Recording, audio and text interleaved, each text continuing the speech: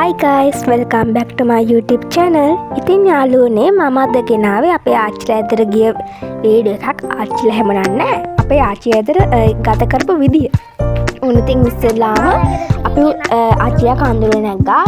එතන ඉතින් මේ අපේ බල්ලෝ දෙන්නයි තවත් අපේ වල්ලයි අපි බල්ලේ දෙන්න තුන් දෙනෙක් ඉන්නවා. එයාලත් එක්ක ඉතින් ඕන අපි කඳුරට එයාලා ඉතින් ඉන්නේ පාරේනේ. පාරේ කියන්නේ අපි පාරානේ වගේ ඉන්නේ. ඉතින් අල පාර සෙල්ලම් කරන්න බැරි හින්දා ආච්චිලා ගල් වලට ආවා. එයාලා සෙල්ලම් කරන කොහෙද යන්නේ කොහෙට පෙරලා වැටේද කියලා දන්නේ එයාලා වැඩි එයාලා සෙල්ලම් කරන එකම තමයි. ඉතින් බලන්නකෝ එයාලා සෙල්ලම් කරන හැටි.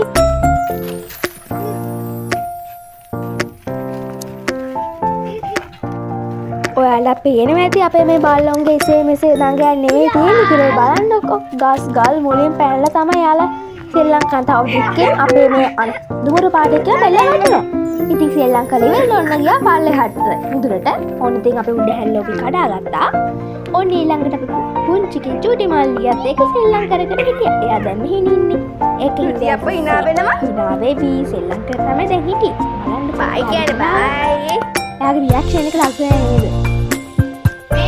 ඔන්න ඊළඟට අපේ අක්ෂරින් පූර්ති පැටව දෙන්නේ තාලා. ඉතින් මම නැති වුණා. මේ අනිත් දෙන තමයි ඉන්නේ.